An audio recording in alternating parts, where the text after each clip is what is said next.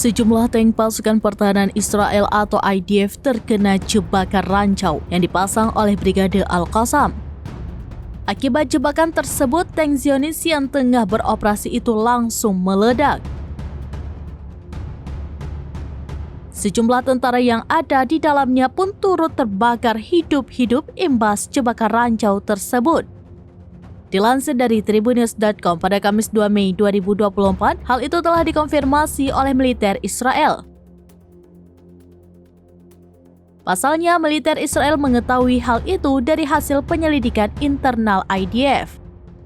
Dalam laporan itu dijelaskan bahwa tank yang dipakai oleh pasukannya menginjak ranjau yang dipasang Al-Qassam di dekat koridor Netzarim. Di lokasi yang sama, Brigade Al-Qassam juga menembakkan sejumlah rudal anti-tank dan mortir.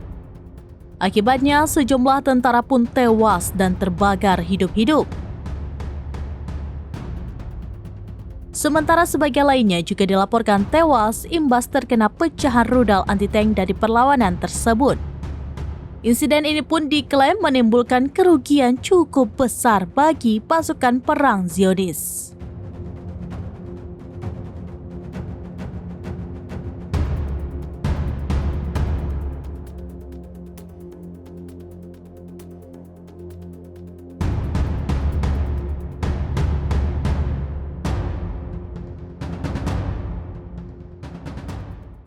Download Tribun X sekarang, menghadirkan lokal menjadi Indonesia.